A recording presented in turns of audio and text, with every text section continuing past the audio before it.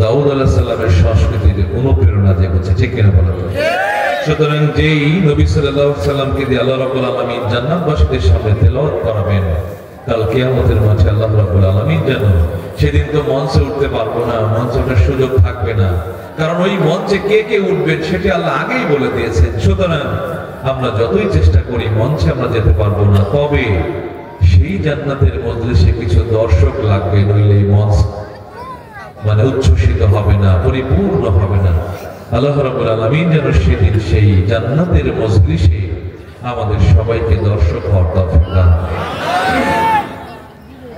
ধ্বনিটা আরো বেশি চেয়েছিলাম, ধ্বনিটা আরো কম হয়েছে। প্রিয় ভাইরা, দেখুন আমি ছোট্ট করে বলি যে ওসিলা তালাশ করবেন আল্লাহ। আপনি ভুল ক্রমেও যখন সুযোগ থাকবে সেটাকে লুফে নেবেন। কেন? ধরুন এই মুহূর্তে যদি কারো মৃত্যু হয়ে যায়, এই মুহূর্তে অনেক মানুষ মারা যায়। কয়েকদিন আগে কক্সবাজারে ছিলাম, সেখানে সভাপতি মহোদয় যিনি ছিলেন তিনি নাকি মঞ্চেই মারা গিয়েছেন 2-3 বছর আগে। তো সুতরাং আপনারা এখানে আছেন, কার সকালে কালকে ভোর হবে এটি বলা মুশকিল, কার ভোর কালকে লেখা নাই এটি বলা মুশকিল। সুতরাং যতটুকু সুযোগ পাবেন আল্লাহর সঙ্গে একাত্মতা পোষণ করবেন। দেখুন এখন যদি আপনার মৃত্যু হয়, যেই দোতলা বাড়ি, যেই 3তলা বাড়ি আপনার বিল্ডিং করে রেখেছেন, সেইখানে আপনাকে ঘুরতে দিবে না, মসজিদের খাটিয়ায় এসে এই শীতের ভেতরে আপনাকে আলাদা করে ওখানে শোয়া রাখবে, ঠিক কিনা বলেন? সুতরাং প্রিয় ভাইরা, যেই স্ত্রীর সঙ্গে আপনি 20 বছর সংসার করলেন, সেই স্ত্রীও বলবে স্বামীকে ঘরে তুললে আমি ঘুমাইতে পারবো না। যেই সন্তানের জন্য এত ত্যাগ করলেন, খেয়ে না খেয়ে তার পেছনে টাকা জমালেন, সেই সন্তানও বলবে আমার বাবা যদি পাশে রাখো এই লাশটা আমি ঘুমাতে পারবো না, ঠিক কিনা? সুতরাং আপনার জীবন আপনার যেইভাবে কবরের মাটি যেরকম আমাদেরকে গিলে গিলে খাবে, ঠিক সেই কবরে আমাদেরকে যেতে হবে। আবার এই মাটি দিয়ে তৈরি করা হয়েছে। আপনি পৃথিবীতে একলা এসেছেন, আবার কবরে একলাই যাবেন। এই জন্য যতটুকু পারবেন দান খয়রাত করে আল্লাহর সন্তুষ্টি অর্জন করবেন। পারবেন ইনশাআল্লাহ? এখন যদি কারো মৃত্যু হয়ে যায়, দাফন কাফন করবার আগে এই রূহটা কিছু সময়ের জন্য ভেসে বেড়ায়, দেখে কে তাকে জানাজা দিতে এসেছে, কে তার কাছে টাকা পাবে, কাকে সে মুখ দ্বারা আঘাত করেছে, সেই মানুষগুলো আলোচনা করছে। এই মানুষটা তো জাহান্নামী, সে আমাকে ব্যথা দিয়েছে, সে আমার হক মেরেছে, সে ওকে গালি দিয়েছে। তখন আপনি এইগুলো আলোচনায় দেখতে পারবেন, কিন্তু আপনি কিছুই বলতে পারবেন না। আপনি ভাববেন এগুলো স্বপ্ন।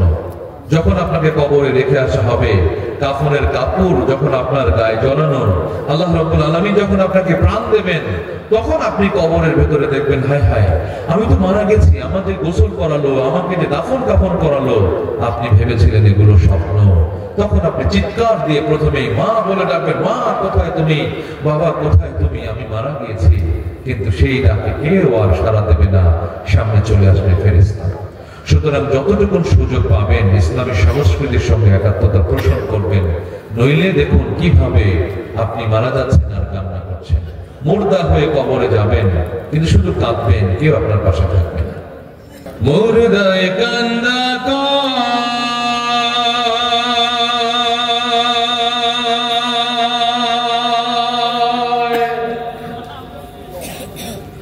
জিন্দারে ভাই, আজ বুঝি দিলায় আমায় জনমের বিদায়।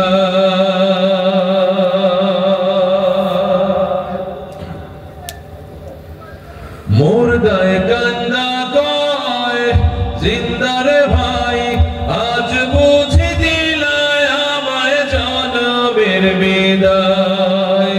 পাহাড় সমান জমিদারি পাইলাম না রে কাদা করি, পাহাড় সমান জমিদারি পাইলাম না রে কাদা করি, খালি হাতে দিলা তুমি জনমের বিদায়। মুর্দায় কান্দা কয় আজ বুঝি দিলায় আমায় জনমের বিদায়। আমার মার কাছে কইও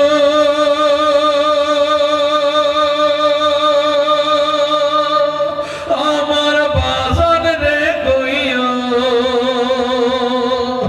আমার মার কাছে কইও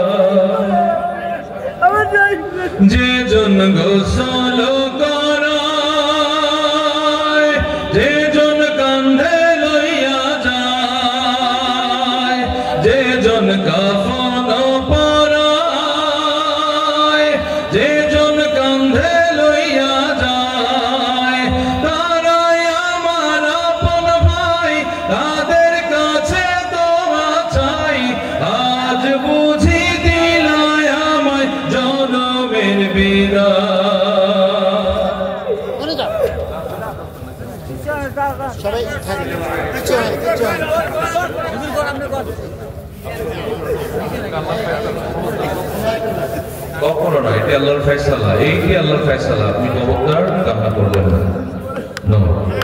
আপনি বসেন, আপনি বসেন।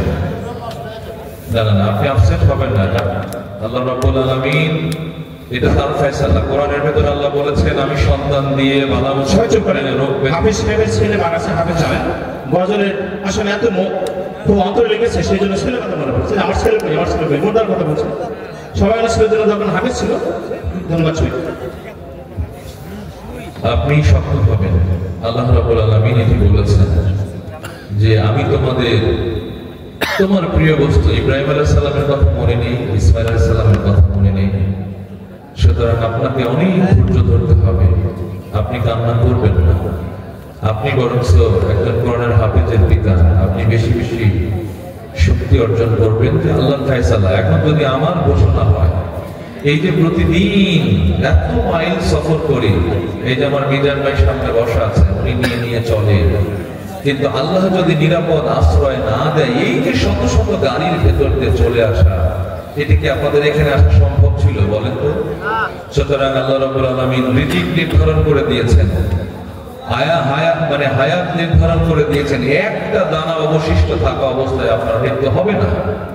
সুতরাং প্রিয় ভাইরা, পেছনে তিনি আপসেট হয়ে গেছেন, আবেগপ্রবণ হয়ে গেছেন, আপনি দয়া করে আবেগপ্রবণ হবেন না। আল্লাহর উপরে আপনি তাওয়াক্কুল করুন।